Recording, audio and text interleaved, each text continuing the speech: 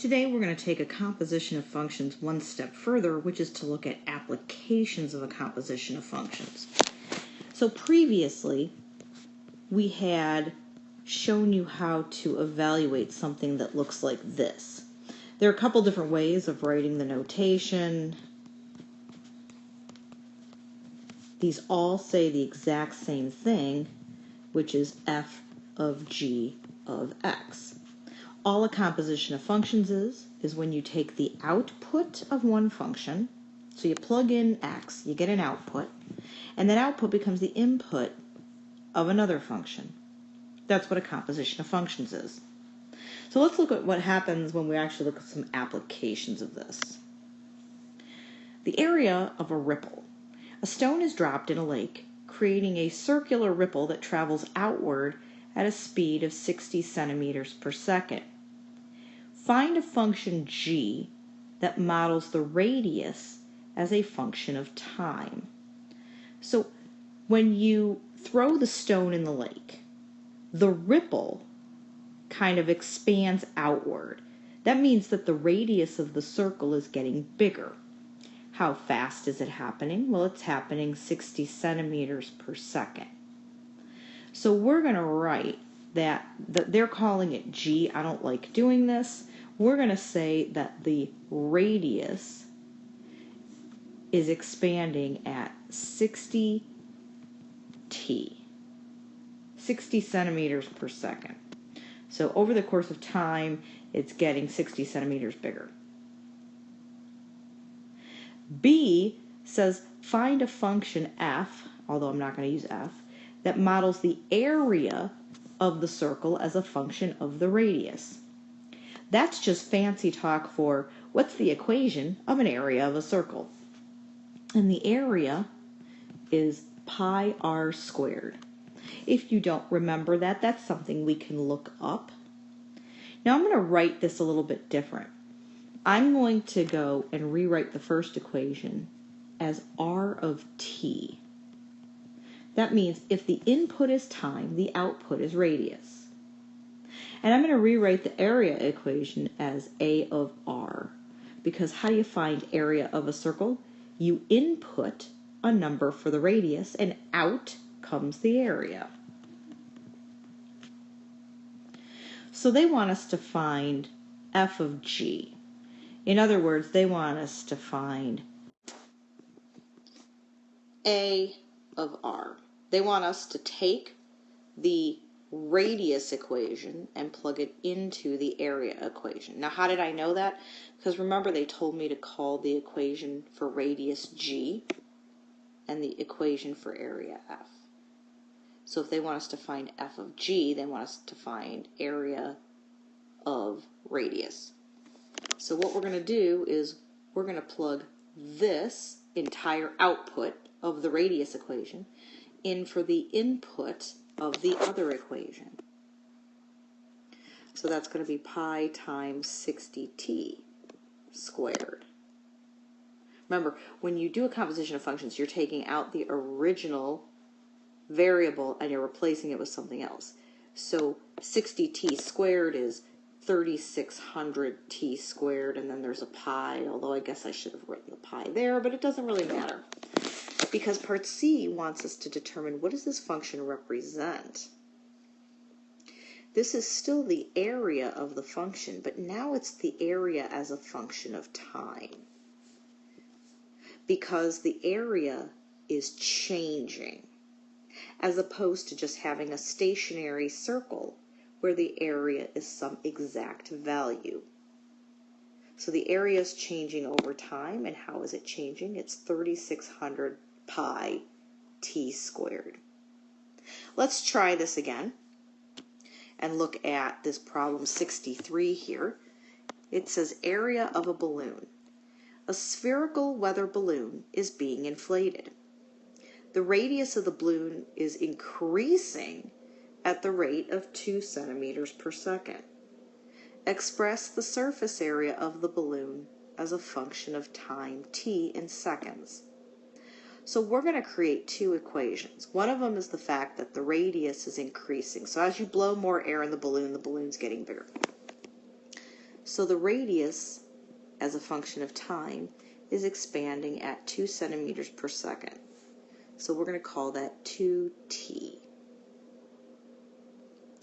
The second equation has to do with the surface area of the balloon.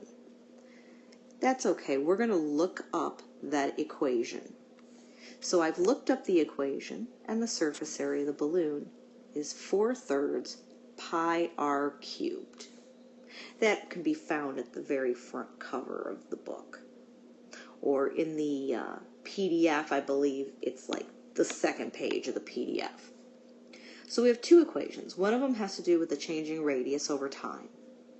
And the other equation has to do with the surface area, which is a function of radius. In other words, in order to find the surface area of a balloon, you have to plug in radius. That's your input. And surface area is your output. So what we want to do is we want to rewrite the equation of the surface area as a function of time. So what we're going to do is we're going to plug this equation into the other equation. So 2t is the output for the radius. It becomes the input for the surface area. So we're going to get, like, won't it right, 4/3 pi times 2t cubed. So now I'm going to plug in, or I'm going to expand out 2t cubed. 2 cubed is 8, and then t, when you cube it, is t cubed. So it's 4/3 pi times 8t cubed. Now 4/3 and 8 can be multiplied together. You're going to get 32/3 pi t cubed. What does that equation represent? It is now the surface area as a function of time. So if I want to know what the surface area is after a certain unit of time, I would use that equation. Now, one of the biggest reasons that we might do a composition of functions is when we're dealing with multiple discounts. This is something you'll actually run across in the real world, and you'll have arguments with different retail stores over the best way to perform discounts in order to get you the cheapest rate on whatever you're buying. So let's look at number 64. It says you have a $50 coupon from the manufacturer for the purchase of a cell phone. The store where you are purchasing your cell phone is offering a 20% discount on all cell phones. Let X represent the regular price of the cell phone. Suppose only the 20% discount applies. Find a function f that models the purchase price of the cell phone as a function of the regular price x. Now, you probably remember how to take discounts off of products. So if you have a 20% discount, you'll find the discount by multiplying 0.20 times the price of the phone.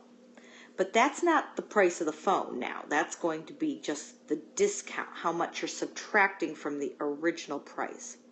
So the actual equation is going to be x minus 0.20x. It's the price of the phone minus the discount. There's another way to do this. In retail, most people simplify this.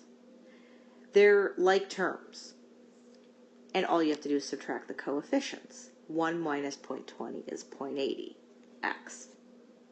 So to get the final price of the phone with the discount, you instead could do 0.80x. Instead of doing 0.20 times the price, figure out what the discount is, and then subtract it from the original price. So we're going to call this f of x. This is the price of the phone after a discount as a function of the original price. All right, but we have this other thing going on. And this other thing that's going on is that I got a $50 coupon. I want to apply that $50 coupon. So suppose only the $50 coupon applies. You can't use the 20% discount. Find a function g that models the purchase price of the cell phone as a function of the sticker price x. So if you get a coupon, what does a coupon do? The coupon just subtracts from the original price, and x is the original price of the phone. We're going to call that g of x. Here's the fun part. What if you can use them both? This is what I'm going to tell you. Depending on the order in which you perform the discounts, one direction will get you a cheaper price. So, what if I can use the coupon and the discount? Then the purchase price is either f of g of x or g of f of x, depending on the order in which they are applied to the price. Find both f of g of x and g of f of x, and we're going to figure out which one gives us the lower price. All right, so since this other equation is written up there, I'm going to write it here because I'm going to scroll this page up. So this one is the 20% discount. This one is the coupon. One direction is going to give us a cheaper rate. So I'm going to start with f of g of x. That means plug g into f. Plug g into f. I'm going to get 0.80 parentheses x minus 50. I'll simplify that in a moment, but the other direction, g of f, says plug f into g. So plug 0.80x into this equation. I'm going to get 0.80x minus 50. They look really similar, don't they? But those parentheses make a huge difference. So here's what's going to happen. For f of g, you're going to distribute and you're going to get 0.80x minus 40. So now we're going to look at those two equations. This is the one if you perform the $50 decrease first and then take the 20% discount. This one is you take the 20% discount first and then subtract the $50 coupon. Well, which one's going to give you the cheaper rate?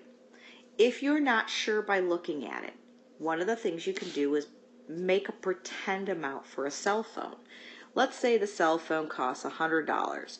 Yeah, I know. The cell phone doesn't cost $100. It probably costs $700. But for the purpose of this, we'll just do 100. So let's plug it into the first equation. What's 0.80 times 100 minus 40? And then we'll do the same thing for the second equation. What's 0.80 times 100 minus 50? The first one is going to end up being $40 as your final price. The second one's going to end up being $30 as your final price. Well, which one's cheaper? G of f of x. It turns out it's cheaper to do the 20% discount first and then subtract the $50 than it is if you first subtract the $50 and then do the 20% discount. So now I want you to try out on page 197 or 229 of the PDF, number 62 and 65. Work in your groups, talk it out with each other, look back over the examples that I did and see if you can figure out how to find the correct composition of functions.